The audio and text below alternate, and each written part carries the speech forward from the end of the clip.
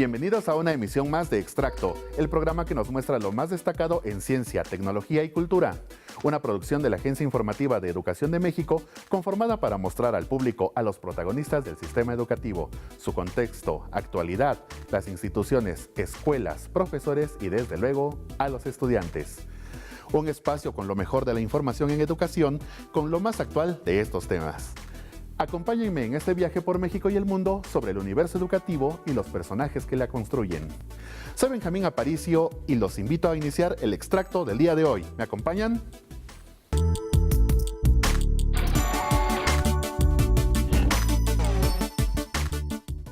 Hace ya 50 años que el movimiento estudiantil en nuestro país tuvo un momento determinante en la historia. Y aquí en Extracto te presentamos un reportaje que nos muestra el contexto de aquella época y además nos enseña cómo ha repercutido este hecho en nuestra actualidad.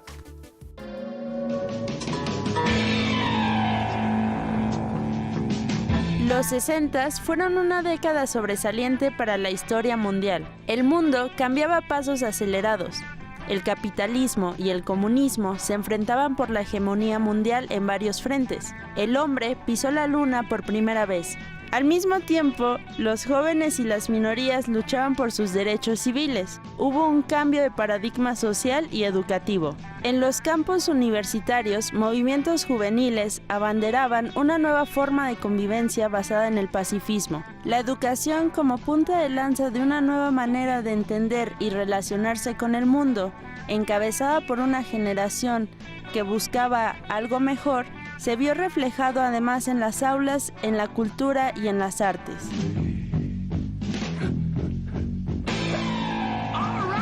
En México, los estudiantes eran testigos de cómo sus máximas casas de estudio se encontraban en condiciones que para ellos no eran las adecuadas. Más de 10 escuelas formaron parte de un movimiento social como fueron la Universidad Nacional Autónoma de México y el Instituto Politécnico Nacional, que unió a profesores, intelectuales, amas de casa, obreros, campesinos, comerciantes y profesionales de diferentes estados del país. El 2 de octubre de 1968, los estudiantes se reunieron en la Plaza de las Tres Culturas de Tlatelolco, con un desenlace trágico que los mexicanos recordamos a 50 años de distancia.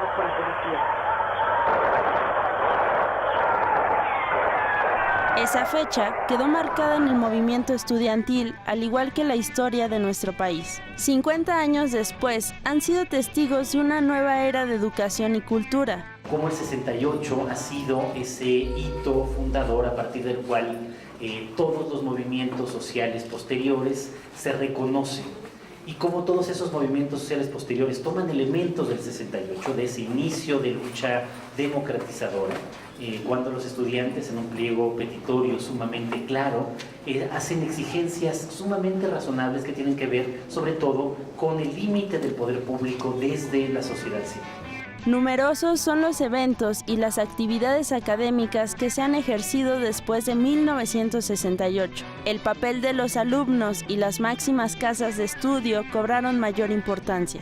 Los estudiantes ahora son más libres, cuentan con mayores recursos de aprendizaje y mejores espacios para el intercambio intelectual, social y cultural. Los maestros retomaron algunas de las demandas del movimiento. Buscan enseñar las formas de crear un mejor desarrollo nacional, una sociedad incluyente, participativa y democrática. Otro aspecto positivo que yo veo, y dada mi labor como docente, yo puedo reproducir ese pensamiento liberal en mis alumnos. Que mis alumnos no sean reprimidos, que mis alumnos sean apoyados en el estudio, ¿verdad? Que yo no sea un profesor impositivo, sino que sea realmente alguien que camina al lado de ellos en el conocimiento. Y eso los va a hacer seres humanos más seguros, más liberales y tal vez con el tiempo, como ellos van a ser profesionistas y vamos a decir jefes de familia, ellos de alguna manera reproduzcan este pensamiento en sus hijos y nuestra sociedad tiene que ir cambiando. O sea, yo siento que la única forma de que nuestro país avance es con educación, pero una educación liberal, una educación de respeto, de honestidad, y los maestros estamos obligados a mostrar esos valores. El gobierno hizo una modernización de la educación básica, renovó planes, programas y libros de texto. Enfatizó el aprendizaje autodidacta e impulsó un modelo activo, inquisitivo y crítico. Las universidades hicieron valer su autonomía y se abrió una mayor oportunidad de diálogo. También se priorizó el desarrollo de las personas y se planteó la descentralización de la enseñanza. El movimiento del 68 fue un evento importantísimo en este país. Yo creo que despertó la conciencia y la lucha por tener más libertades, por tener igualdad, por tener un gobierno que atendiera a la comunidad. Los mismos ideales que teníamos en 1968 son los mismos ideales que tienen los jóvenes de querer hacer mejor su país, de querer hacer mejor su institución, de luchar por aquellos que no tienen las condiciones mejores en nuestro país. El 68 fue un parteaguas en la sociedad mexicana. Sin este movimiento no se hubieran dado los cambios educativos que hasta la fecha siguen siendo un punto importante en nuestra sociedad. Estos cambios tuvieron repercusiones en los jóvenes alumnos. También se renovó la educación de los adultos rurales y urbanos y se vivificó la educación formal de los niños y adolescentes, generando una apertura y una transformación que también impactó en la cultura e ideología de la sociedad. A partir de ahí pues fue un poco la punta de lanza, pues justamente para modernizar, para hacer pues más civilizada, más abierta la sociedad, lo cual no quiere decir que no haya habido tropiezos o problemas. Pues temas como la transparencia, como la equidad de género, como la democracia misma, como, en fin, muchos tienen un poco origen en esta irrupción de pronto de la juventud en el escenario social, ¿no? en la vida civil, en la vida política incluso. Hoy, las autoridades educativas y los estudiantes siguen realizando diversos encuentros para conocer las necesidades y escuchar las voces que guían a un beneficio en común. La Agencia Informativa de Educación de México continúa con la cobertura especial de los foros Educación para el Bienestar, por Acuerdo Nacional sobre la Educación. Ayer se llevó a cabo el foro número 15 de 32 en la Universidad Autónoma de Tamaulipas, donde estudiantes y docentes presentaron sus propuestas para mejorar diversos aspectos en materia educativa. Todos los detalles en nuestro siguiente reportaje.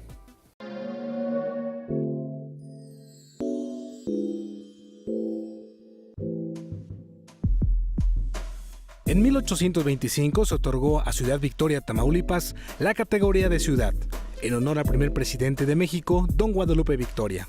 Ayer, esa capital fue sede del 15º Foro de Consulta Estatal Participativa para el diseño de una propuesta que enriquezca la educación del país. Estos foros, que reúnen a docentes, alumnos, padres de familia, autoridades escolares e investigadores, recogen propuestas en materia de educación básica, educación media superior y agenda educativa. Durante la sesión, los asistentes pusieron sobre la mesa la importancia de la capacitación docente de manera continua, con el apoyo de instituciones como la Universidad Pedagógica Nacional a través de sus sedes estatales.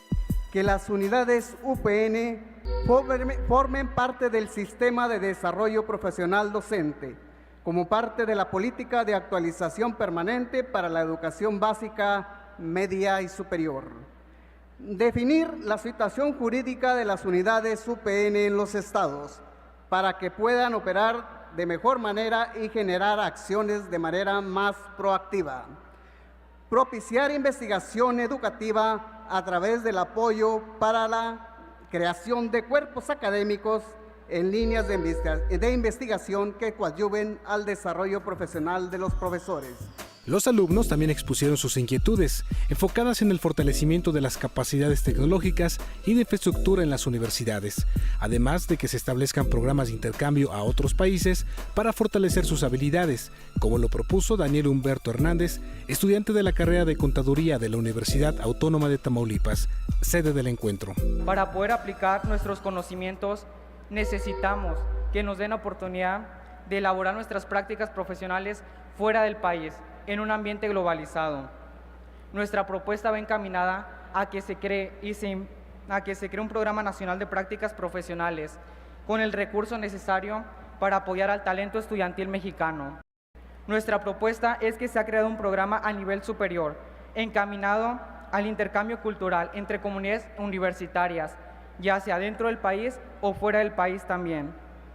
Pues el respeto al otro, la comprensión al otro es el reflejo de la educación y la base de la convivencia pacífica. En tanto que la deportista universitaria y esgrimista que participó en el Mundial de 2017, Úrsula Saraí González, expuso la pertinencia de que sea el deporte una herramienta que promueva la disciplina y la sana convivencia. Además, destacó el papel de la disciplina deportiva en la rehabilitación del tejido social. La educación y el deporte van de la mano y se complementan una a otra, con el más claro ejemplo que es la búsqueda de del desarrollo integral de cada persona y la convivencia y la sana competencia. Ambas cosas, educación y deporte, son generadores de liderazgo social y universitarios. Hoy y siempre la educación y el deporte proyectan valores universales, como el respeto, la colaboración, la tolerancia, la disciplina y el respeto. Por eso, hoy propongo la socialización del esgrima en los campus universitarios, la difusión de su rehabilitación social y disciplinaria, la esgrima colectiva para la reconstrucción del tejido social, la inserción de la práctica de este deporte en los planes y programas de estudio de nivel superior. Por cuestiones climáticas, el maestro Esteban Moctezuma Barragán, propuesto como próximo secretario de Educación Pública, no pudo asistir al foro en Tamaulipas, pero estuvo en todo momento al tanto del desarrollo del diálogo entre los diversos actores. Todos los asistentes al foro allá en Ciudad Victoria, pues estoy francamente muy triste de no poder estar con ustedes, causas de fuerza mayor, así lo pidieron, pero buscaré una fecha para volver a estar con ustedes.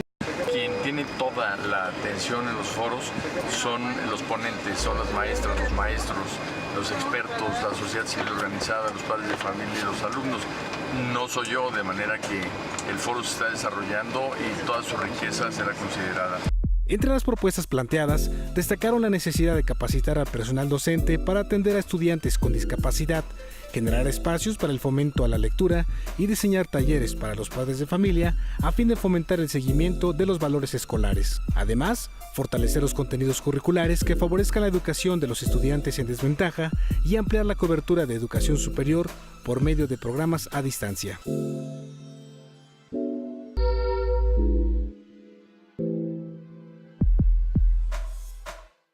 Y en más de este tema, les informamos que el día de mañana se llevará a cabo el Foro de Consulta Estatal Participativa en Chihuahua por un acuerdo nacional sobre la educación. El encuentro se realizará a las 10 de la mañana, ya en unas horas, en la Facultad de Ciencias de la Cultura Física de la Universidad Autónoma de Chihuahua. Para más información, puede acceder a la página porunacuerdoeducativo.com. Y en otros temas, el Premio Nobel reconoce la calidad del trabajo de especialistas en los campos de diferentes ciencias naturales y matemáticas, así como los logros en el campo de la literatura y en la lucha por la paz, que en estos días se están entregando allá en Suecia. ¿Quieren conocer los detalles? Vamos al reportaje. Inició la temporada de los premios Nobel, que este año se entregan del 1 al 8 de octubre. Hasta el momento se han concedido 585 a 892 personas y a 24 organizaciones. La ronda de premiaciones comenzó el día de ayer con el galardón de Medicina o Fisiología. El estadounidense James Allison, de 70 años, profesor del Centro de Cáncer de la Universidad de Texas en Houston, y el japonés Tazuko Honjo, de 76 años, profesor de la Universidad de Kioto, fueron seleccionados por el Comité del Nobel con el premio por su investigación de la terapia contra el cáncer centrada en la inhibición de la regulación inmune negativa. Hoy martes se dará a conocer el premio de Física, el miércoles el de Química, el viernes el de La Paz y por último, el 8 de octubre, el de Ciencias Económicas. Cada galardón está acompañado con una cantidad de 9 millones de coronas suecas, es decir, $1 millón aproximadamente. El galardón de literatura de este año se aplazará hasta el 2019. Esto debido al escándalo del fotógrafo francés Jean-Claude Arnault, quien fue acusado por 18 mujeres de violación y agresiones sexuales en noviembre de 2017, junto con la sospecha de haber filtrado nombres de los ganadores del Nobel. Los premios serán entregados el 10 de diciembre, en la que se recuerda el legado de su creador, Alfred Nobel, en una doble ceremonia en Konserthus de Estocolmo y en el Ayuntamiento de Oslo. Y en más de estos premios, uno de los galardones de mayor envergadura en el mundo de las letras es el Nobel de Literatura, que por razones que tienen que ver con un bochornoso hecho, ha sido cancelado. El Premio Nobel de Literatura es uno de los galardones más esperados por la comunidad literaria y académica mundial. Su entrega genera cada año mucha expectación entre editoriales, autores y público en general. Aunque es la 7ª ocasión que la entrega de este galardón se pospone, 2018 es la primera ocasión que es a causa de una polémica relacionada con acoso hacia mujeres, por lo que la Academia Sueca determinó. En el ámbito relacionado con la educación y la literatura, la primera mujer latinoamericana en recibir esta distinción de la Academia Sueca fue la pedagoga y escritora chilena Gabriela Mistral en 1945. Pero, ¿cómo se elige al Premio Nobel? El Comité del Nobel está compuesto por 5 de los 18 miembros que forman la Academia Sueca, un organismo permanente de creación real cuyos miembros ocupan el cargo de manera vitalicia, con el deber principal de mejorar la pureza, el vigor y la majestad de la lengua sueca. El comité prepara una lista a partir de los candidatos presentados por importantes organismos académicos y literarios de todo el mundo, incluida la propia academia y los laureados vivos, para que los 18 miembros elijan por mayoría en sesión plenaria, expone Benedict Anderson en su texto Los no galardonados, notas sobre el Premio Nobel de Literatura. Para 2019, la Academia Sueca ha comprometido a entregar 2 galardones en esta disciplina. Por lo pronto, en la Semana del Nobel, el mundo deberá aguardar un año para conocer a los 2 ganadores de esta distinción. A propósito de los premios Nobel, el día de ayer se entregó el de Medicina a James Allison y Tasuku Honjo por su contribución a la inmunoterapia. Para profundizar sobre este tema, tuvimos la presencia en la Agencia Informativa de Educación de México del doctor José Moreno Rodríguez, director de investigación del Hospital Juárez de México. Él nos explicó de qué se trata la investigación que galardonó a los nuevos premios Nobel de Medicina. Nosotros tenemos una capacidad inmensa de reconocer cosas extrañas y defendernos contra ellas. Nuestro sistema que se dedica a esto le llamamos el sistema inmune o sistema inmunitario y está compuesto de una serie de elementos muy diversos. Voy a poner 2 ejemplos nada más de muchos. Uno son los anticuerpos. Los anticuerpos son tan importantes que de hecho el primer premio Nobel de Medicina que se otorgó, que fue en 1900, fue a Emil von Behring, que descubrió los anticuerpos, un alemán. Y ahora pues, otra vez inmunólogos. Los inmunólogos han recibido como alrededor de 18 a 19 premios Nobel con este. Entonces, sí, es una ciencia que ha aportado mucho al conocimiento en este sentido. Bueno, el otro grupo importante del que quiero hablar, digo, no son los únicos, pero es el otro, se llaman linfocitos T. Los linfocitos T son tan importantes que podemos ver lo que les pasa a los pacientes que se infectan con el virus de la inmunodeficiencia humana, el SIDA. Este ataca a un grupo de linfocitos T que se llaman CD4. Nos dijo qué es lo que se busca en el tratamiento del doctor James Allison y nos explicó las contribuciones de este científico. Entonces, tradicionalmente lo que se buscaba en el cáncer era activar, estimular a las células que atacan para que destruyeran al cáncer más eficientemente. Lo que se les olvidaba es que estas células de cáncer pues, son parte del propio organismo y el sistema inmune se niega a atacarlas. Entonces lo que hicieron Honjo por un lado y Allison por otro, descubrieron moléculas que están en la superficie de los linfocitos T. Y estas moléculas tienen como función regular, es decir, limitar la función de estos mismos. Y desarrollaron anticuerpos contra estas moléculas y los administraron primero en ratones y luego ya ahora en humanos para limitar, quitar el freno, limitar a las células reguladoras y permitir que las que atacan lo hagan libremente. Y esto lo hicieron. Lograron con gran éxito. Nos habló también sobre cuáles son los grandes paradigmas en esta investigación y hacia dónde se dirige la ciencia en la lucha contra el cáncer. Uno es en este sentido, la inmunoterapia.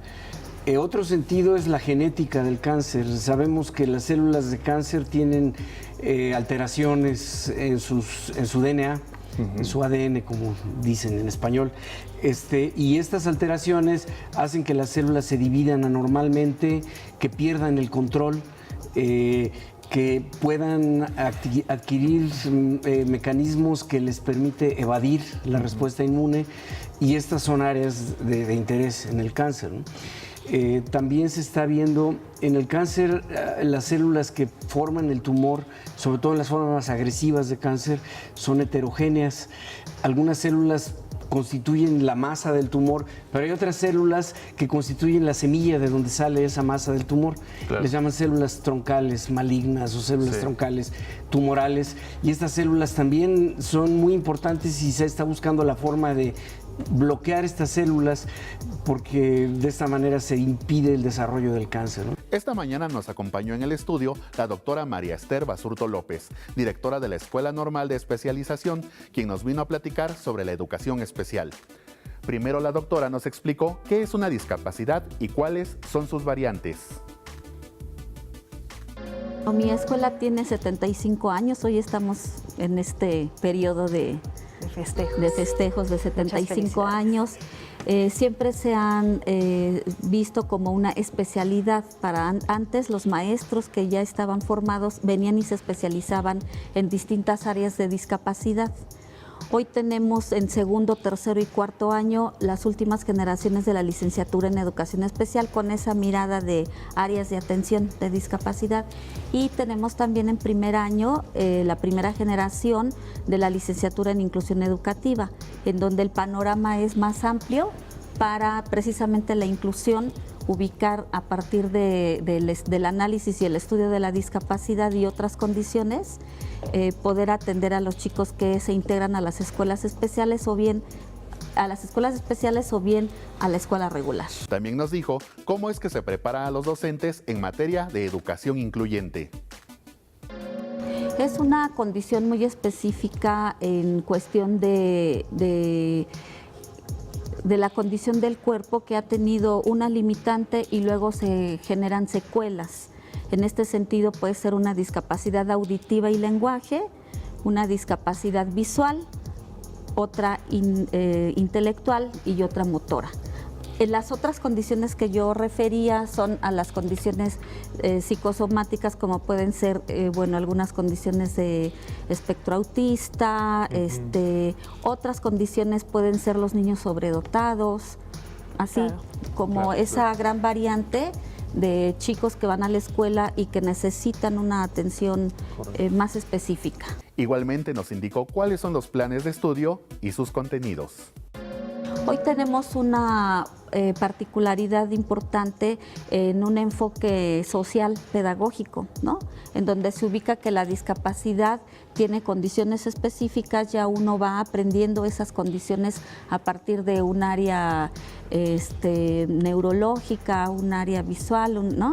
Claro. Y después vamos ubicando la pedagogía. En la parte de la pedagogía, pues una formación de la pedagogía general, y luego vamos ubicando las condiciones que se requieren especializar para poder atender, sobre todo en el área de la comunicación. Por ejemplo, para los chicos sordos, pues ubicamos la lengua de señas mexicana, todo el contexto de la familia del sordo, en esa parte psicosocial. Y después tenemos a lo mejor para los chicos con problema visual, pues el braille, el conocimiento de la familia, de la situación social que vive el ciego, más aparte la condición de la orientación y movilidad en el mundo, la aritmografía, temas muy específicos que nos van ubicando en esas necesidades educativas y sociales de los sujetos y sus familias, porque también nos abocamos mucho a la familia especial. La doctora nos dijo cuántas escuelas para preparar docentes en educación especial existen y cuántos egresan cada año. Aproximadamente tenemos 50 en nuestro país, no solamente escuelas normales exclusivas para la educación especial o hoy la inclusión educativa, sino otras escuelas normales que tienen varios planes de estudio en relación a primaria, preescolar, a educación especial, ¿no? Claro. Pues en total aproximadamente 50. Y bueno, el número de docentes que egresan de cada normal es muy variable. Nosotros tenemos aproximadamente 100 por cada generación. Hay escuelas que tienen 25, hay escuelas que tienen un poco más. En fin, es muy variado el número. Finalmente nos dio datos muy interesantes del INEGI sobre discapacidad y nos indicó cómo ingresar a su institución. INEGI ha hecho un importante trabajo. Más del 12% de la población nacional tiene discapacidad. Claro, aquí abarca desde niños hasta adultos. Sí. Nosotros nos abocamos al porcentaje de sujetos en edad escolar. Y bueno, hay zonas del país a donde se generan más un tipo de discapacidad que otra, ¿no? Por ejemplo, en Morelos hay más problemas visuales, en fin. ¿Y se tiene la razón? Sí, algunas cuestiones ambientales, algunas cuestiones genéticas, no sé. Pero bueno, la discapacidad en general, visual, auditiva, motriz, intelectual. Sí, puede estar en cualquier estado, sí. ¿No? Llegamos al final de Extracto con lo mejor de la información educativa en temas de ciencia, tecnología y cultura. No se pierda de lunes a viernes la revista de información educativa de la mano de Ana Cristina Olvera y Omar Cepeda de 9 a 10:30 de la mañana en Interfaz. A las 9 de la noche sintonice EduByte con mi compañero Enrique Lascano, quien nos traerá lo más relevante de la agenda educativa. Y cierre el día, por supuesto, con este programa de nombre Extracto. Por favor, no olvide seguirnos en nuestras redes sociales. Soy Benjamín Aparicio y en nombre de todos los que hacen posible este esfuerzo informativo, gracias por su atención. Pasen una agradable noche de martes. Hasta luego.